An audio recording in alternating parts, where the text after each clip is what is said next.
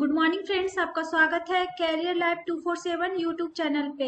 आज है 29 जून 2020 और आज हम लोग 29 जून का करंट अफेयर्स करेंगे। आज के करंट अफेयर्स से कुछ हम लोग एमसीक्यू डिस्कस करेंगे और इन एमसीक्यू से रिलेटेड जितने भी इंपॉर्टेंट स्टैटिस होंगे उन सभी को आज हम लोग डिस्कस करेंगे। तो फ्रेंड्स, आप इस वीडियो को लास्ट तक देखिए। लास्ट में मैं आपसे एक क्वेश्चन पूछेंगे और उसका आंसर आपको कमेंट बॉक्स में बताना है। आज की वीडियो का पीडीएफ आप लोगों को टेलीग्राम चैनल पे अवेलेबल करा दिया जाएगा और इस टेलीग्राम चैनल का लिंक मैंने नीचे डिस्क्रिप्शन बॉक्स में दे दिया है। आप उस लिंक को क्लिक करके आज की वीडियो का पीडीएफ डाउनलोड कर सकते हैं। फ्रेंड्स, अगर आप किसी भी एग्जाम की तैयारी कर रहे हो, चाहे वो बैंक हो, एसएससी हो या रेलवे हो या फिर कोई अदर स्टेट का एग्जाम हो, इन सारे एग्जाम के लिए ये करंट अफेयर काफी इंपॉर्टेंट होने वाला है। फ्रेंड्स, अगर अभी तक आपने मेरे चैनल को सब्सक्राइब नहीं किया है तो मेरे चैनल को जरूर सब्सक्राइब कर ले और इस बेल आइकन का बटन जरूर दबाएं, जिससे मेरी अपकमिंग वीडियो की नोटिफिकेशन आपको मिलती रहे। तो चलिए स्टार्ट करते हैं इस सेशन को। आज का मेरा फर्स्ट क्वेश्चन है, हाल ही में किस राज्य में सबसे बड़े प्लाज्मा थेरेपी सुविधा केंद्र का उद्घाटन किया जाएगा?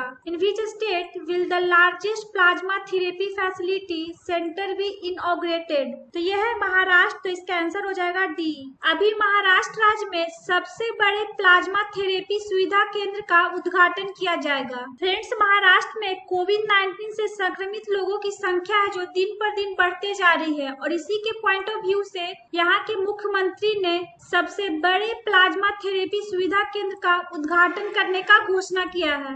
फ्रेंड्स, यहाँ पे एक वर्ड आया है प्लाज्मा थेरेपी। ये होता क्या है? इसमें कोरोना वायरस से ठीक हो चुके पेशेंट से एंटीबॉडीज को लिया जाता है और उन्हें बीमार व्यक्ति के शरीर में डाला जाता है, जिससे कि उनके शरीर की जो इम्यूनिटी है जो बढ़ जाती है। तो इसी को कहते हैं हम लोग प्लाज्मा थेरेपी। फ्रेंड्स, अब इस केंद्र का उद्घाटन किया जाएगा महाराष्ट्र राज्य में। तो हम लोग महाराष्ट्र से रिलेटेड कुछ स्टैटिस देख लेते हैं। अब हम लोग जानते हैं महाराष्ट्र के बारे में। महाराष्ट्र का फॉर्मेशन कब हुआ था? 1 मई 1960 में। महाराष्ट्र का कैपिटल क्या है? मुंबई। महाराष्ट्र में डिस्ट्रिक्ट कितने हैं? 36। और अभी प्रेजेंट टाइम में महाराष्ट्र के सीएम कौन है? उद्धव ठाकरे। अभी प्रेजेंट टाइम में महाराष्ट्र के गवर्नर कौन है? भगत सिंह कोश्यारी। क्या नाम है उनका? भगत सिंह कोश्यारी। महाराष्ट्र में लेजिस्लेटिव असेंबली सीट कितना है? 288। महाराष्ट्र में लेजिस्लेटिव काउंसिल कितना है? 78। महाराष्ट्र में लोकसभा का सीट कितना है? 48। महाराष्ट्र में राज्यसभा का सीट कितना है? 19। महाराष्ट्र का बॉर्डर स्टेट कौन कौन सा है? कर्नाटक, तेलंगाना,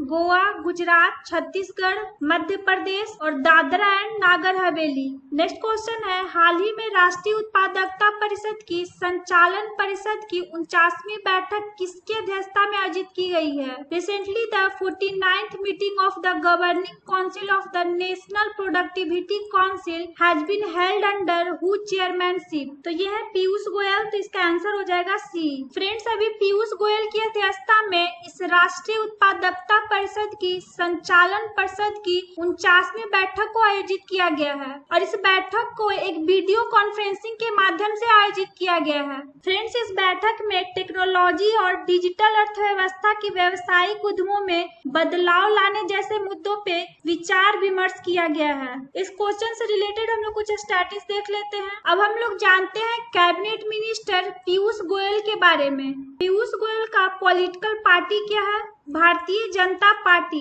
इनका कॉन्स्टिट्यूएंसी क्या है? महाराष्ट्र। पीयूष गोयल के पास अभी दो मिनिस्ट्री है। पहला है मिनिस्टर ऑफ रेलवेज और दूसरा है minister of commerce and industry. Next question है, हाल ही में किस देश ने अपने स्वतंत्रता दिवस की 60वीं वर्षगांठ को मनाया है? Which country has celebrated the 60th anniversary of its independence day recently? तो यह है मेडागास्कर, तो इसका आंसर हो जाएगा बी। अभी मेडागास्कर ने अपने स्वतंत्रता दिवस का 60वां वर्षगांठ मनाया है। फ्रेंड्स, मेडागास्कर है जो दुनिया का दूसरा सबसे बड़ा द्वीप देश है।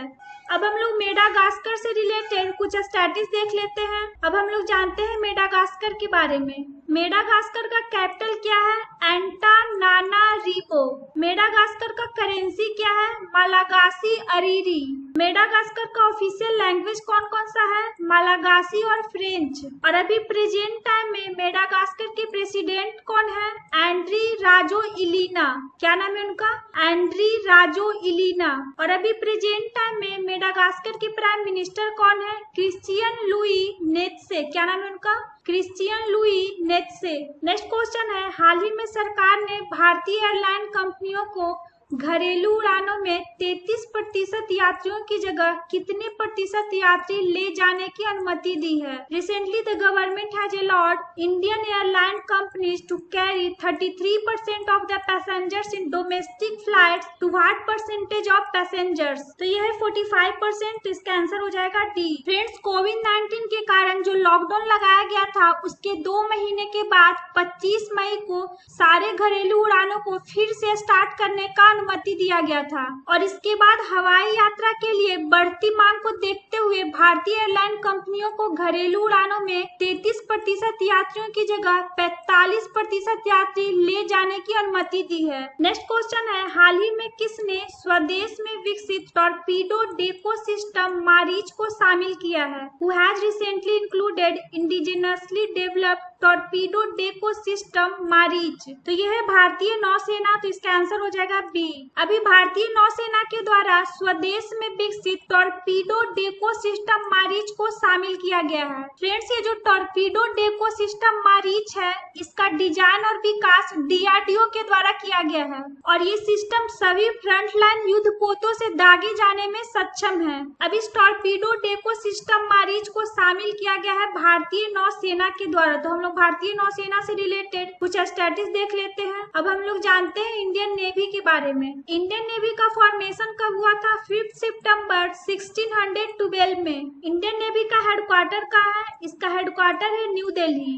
इंडियन नेवी के कमांडर इन चीफ कौन होते हैं? तो ये होते हैं भारत के प्रेसिडेंट यानी रामनाथ कोविंद। अभी प्रेजेंट टाइम में इंडियन नेवी के chief of the naval staff कौन है? एडमिरल करमबीर सिंह। क्या नाम है उनका? एडमिरल करमबीर सिंह। अभी प्रेजेंट टाइम में vice chief of the naval staff कौन है? Vice admiral G Ashok Kumar. Indian navy का मोटो क्या है? सम नो बरूना।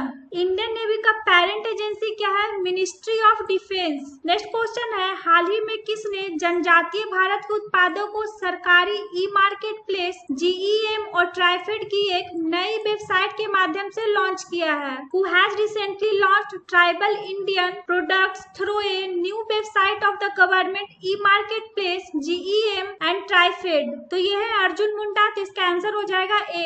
फ्रेंड्स, अभी अर्जुन मुंडा के द्वारा एक वीडियो कॉन्फ्रेंसिंग के माध्यम से इस जनजातीय भारत के उत्पादों को सरकारी ई मार्केट प्लेस जीईएम और ट्राइफेड की एक नई वेबसाइट के माध्यम से लॉन्च किया गया है। इस वेबसाइट के माध्यम से सरकार द्वारा खरीद को सुविधाजनक बनाने में हेल्प मिलेगा। नेक्स्ट क्वेश्चन है, हाल ही में जल विद्युत परियोजना के निर्माण के लिए कितने बिलियन अमेरिकी डॉलर की लागत से एक चीनी कंपनी, पाकिस्तान और चीन की सरकारों के बीच एक त्रिपक्षीय समझौते पे हस्ताक्षर किया गया है? Recently tripartite agreement has been signed between the governments of Pakistan and China, a Chinese company, at a cost of how many billions US dollars for the construction of hydroelectric project? तो ये है 2.4 billion अमेरिकी dollar. तो इसका answer हो जाएगा सी।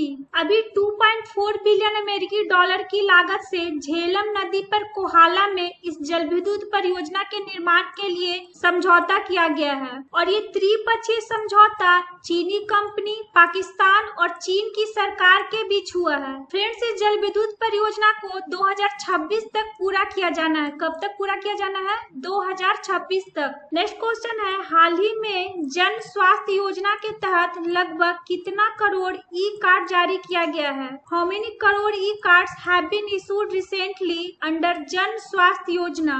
तो यह है 12.5 करोड़ ई कार्ड। तो इसका आंसर हो जाएगा डी। अभी प्रधानमंत्री जन स्वास्थ्य योजना के तहत लगभग 12.5 करोड़ ई कार्ड जारी किया गया है और इसके साथ ही साथ इस योजना के अकॉर्डिंग कोविड-19 परीक्षण परीक्षण और उपचार के पैकेज का भी पेशकश किया गया है। नेक्स्ट क्वेश्चन है, हाल ही में भारतीय रिजर्व बैंक ने अनुसूचित बैंकों की नकदी की उधार सुविधा को कब तक बढ़ाने का निर्णय लिया है? Recently reserve bank of India has decided to extend the cash lending facility of scheduled banks for how long? तो ये है 30 सितंबर, तो इसका आंसर हो जाएगा ए। अभी भारतीय रिजर्व बैंक ने अनुसूचित बैंकों की नकदी की उधार सुविधा को 30 सितंबर तक बढ़ाने का निर्णय लिया है। इसके अकॉर्डिंग अब अनुसूचित बैंक है जो एसएलआर की सीमा से अधिक धनराशि उधार ले पाएंगे और अनुसूचित बैंक इस सुविधा का फायदा 30 सितंबर तक उठा सकते हैं।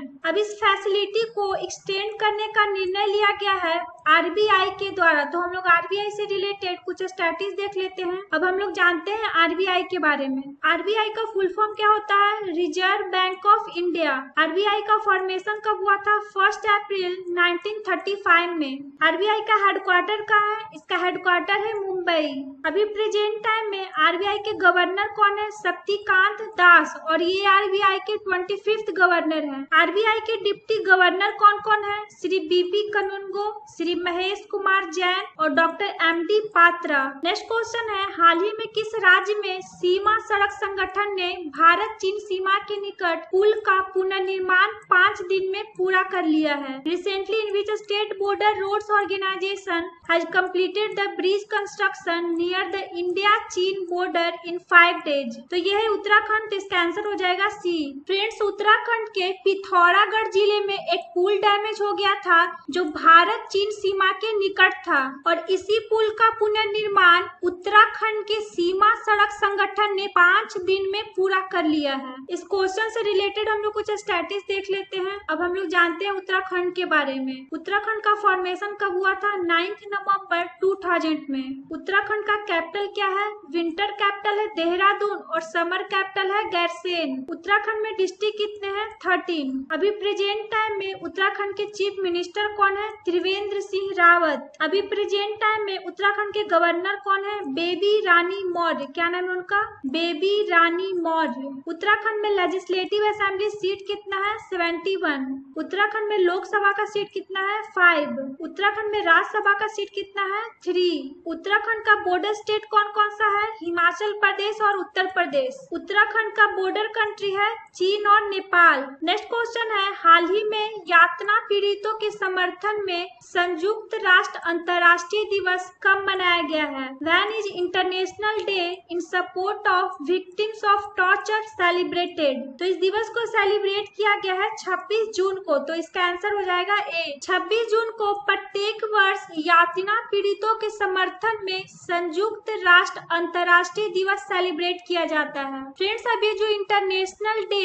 इन support of victims of torture है, इसको सेलिब्रेट क्यों किया जाता है? तो इसको सेलिब्रेट किया जाता है संयुक्त राष्ट्र द्वारा मानवीय अत्याचारों के बारे में लोगों के बीच जागरूकता बढ़ाने के लिए। इस दिवस को मनाए जाने का प्रस्ताव पारित किया गया था 1997 में और तब से हम लोग 26 जून को यातना पीड़ितों के समर्थन में संयुक्त राष्ट्र अंतर्राष्ट्रीय दिवस सेलिब्रेट कर रहे हैं। फ्रेंड्स, इस दिवस को सेलिब्रेट किया जाता है संयुक्त राष्ट्र महासभा के द्वारा। तो हम लोग संयुक्त राष्ट्र से रिलेटेड कुछ स्टैटिस देख लेते हैं। अब हम लोग जानते हैं यूनाइटेड नेशंस के बारे में। यूनाइटेड नेशंस का फॉर्मेशन कब हुआ था? 24 अक्टूबर 1945 में। यूनाइटेड नेशंस का हेडक्वार्टर कहाँ है? इसका हेडक्वार्टर है न्यूयॉर्क। यूनाइटेड नेशंस में मेंबर कंट्रीज कितने हैं? 193 हैं जो मेंबर स्टेट्स हैं और 2 हैं जो ऑब्जर्वर स्टेट्स हैं। यूनाइटेड नेशंस का ऑफिशियल लैंग्वेज कौन कौन सा है? Arabic, Chinese, English, French, Russian और स्पेनिश। अभी प्रेजेंट टाइम में यूनाइटेड नेशंस के सेक्रेटरी जनरल कौन है? Antonio Guterres. क्या नाम है उनका? Antonio Guterres. Friends, United Nations के द्वारा कौन कौन सा रिपोर्ट पब्लिश किया जाता है? पहला है एजुकेशन डेवलपमेंट इंडेक्स, दूसरा है ई गवर्नमेंट डेवलपमेंट इंडेक्स और नेक्स्ट है ग्लोबल इकोनॉमिक आउटलुक। अब हम लोग लास्ट वीडियो का क्वेश्चन का आंसर देख लेते हैं। हम लोग का क्या क्वेश्चन था? हाल ही में इंग्लिश प्रीमियर लीग 2019-20 का खिताब किसने जीता है? Who has recently won the English English premier league 2019-20 title? तो इसका ऑप्शन था लिवरपूल, मैनचेस्टर सिटी, चेल्सिया और एस्टोन विला। तो ये है लिवरपूल, तो इसका आंसर हो जाएगा ए। अभी लिवरपूल ने इंग्लिश प्रीमियर लीग 2019-20 का खिताब अपने नाम किया है। मोस्ट ऑफ स्टूडेंट्स ने इसका आंसर सही बताया है, तो आप इसी तरह आप अपना आंसर कमेंट बॉक्स में कमेंट करते रहें। आप लोगों के लिए आज का क्वेश्चन है, हाल ही में दुनिया का पहला योग विश्वविद्यालय का स्थापना कहाँ किया जाएगा? Where will the world's first yoga university be established? तो इसका ऑप्शन है रूस, जापान, चीन और अमेरिका। तो इसका आंसर आपको कमेंट बॉक्स में बताना है। फ्रेंड्स, मेरा ये वीडियो आपको कैसा लगा मुझे कमेंट बॉक्स में कमेंट करके जरूर बताएं, और अगर आपको ये वीडियो अच्छा लगा हो तो इसे लाइक और शेयर जरूर करें। Thanks for watching.